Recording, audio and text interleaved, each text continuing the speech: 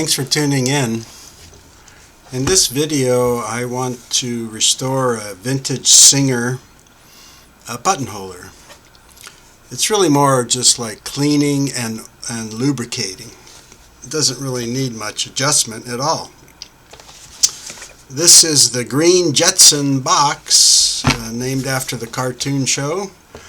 And the green box contained the straight shank buttonholer from the 60s. This is a complete kit the way it would have been received by the buyer. It has a paper buttonholer manual with all the instructions. It has the straight shank buttonholer, and it has the feed cover plate with a screw built in. It had a slotted clamping screw, as you clamp this on where your normal presser foot would go. And you can see it's a heavy-duty clamping screw. A lot of times this is missing when you buy these used. Then it came with 5 of these buttonhole templates.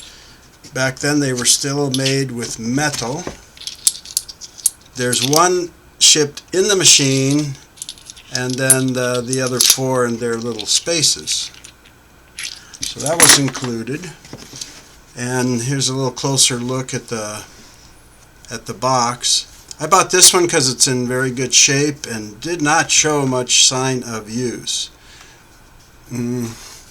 They normally have some surface scratching when you buy them used, but what you need to watch out for, of course, is cracks. And the hinge is just molded plastic, so sometimes if it got a lot of use or wasn't stored properly, it would crack along here, so you got to watch for that. This one was real clean. So to open this up, we're going to want to take off the adjusting knob by turning it counterclockwise. And if it doesn't come right out, sometimes you have to pull up and keep upward pressure on it as you're turning it, because there is a little screw here that can come off and get tangled up in there, and you've turning it counterclockwise, you've loosened all the threads, but the spring is hung up, so you gently lift it up. Then there's one cover plate screw that's a Phillips right in the top center there, so you're going to remove that, and you can take the cover off. This is kind of a metallic look vinyl sticker. Sometimes it's missing, sometimes it's loose, especially up in this area. I don't recommend trying to pry it off to re-glue it, because it's easy to crease and then it looks bad. Usually you can just press it, clamp it for a while, and it'll take hold. Especially if you warm it a little bit, not hot, but warm it up a little bit with a hair dryer and soften the glue. But that's what that looks like. And then here's the inside of it. Bite selector or stitch width selector. When you press down, you can slide forward and back, and that will adjust how wide it goes back and forth.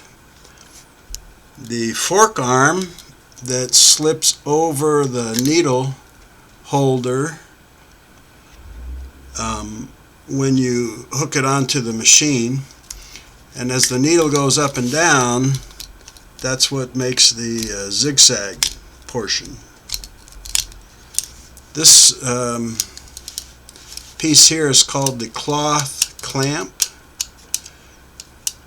It has nice little metallic nubbins on there. because the cloth is going to be shifting back and forth, and you want to be sure that it grabs it good. The cam, we know this is the straight one because the edge of this clamping portion where you clamp it to the presser bar has got a straight edge. The slant has a slant to this front edge.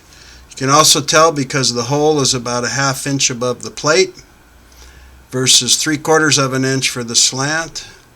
And if that's not enough for you, right there stamped in the metal it says straight, and the other one is stamped slant.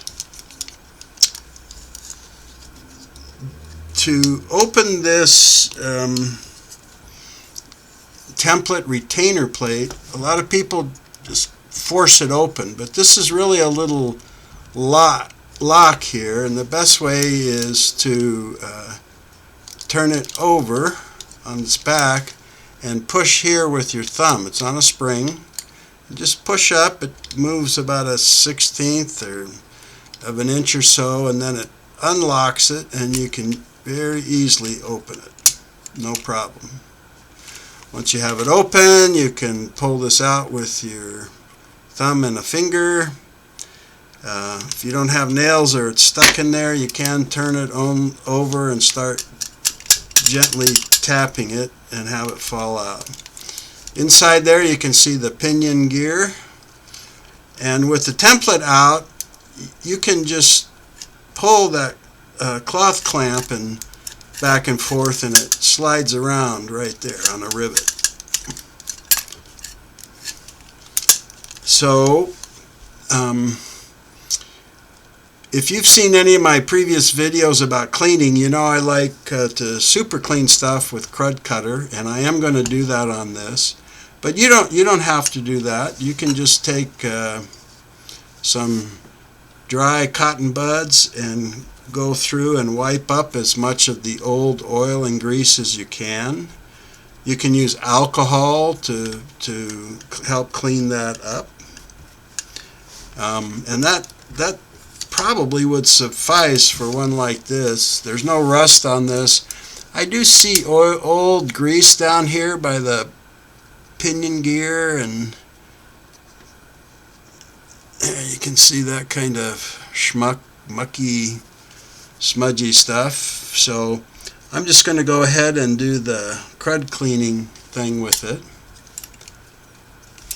And you can clean everything, all these parts, with the crud cleaner. So I'll just get them in a little thing here. I'm going to clean the templates, the cover, the buttonholer itself, the clamping screw, everything except the manual. So I'll grab my gear and I'll meet you over at the sink to give it a quick cleaning.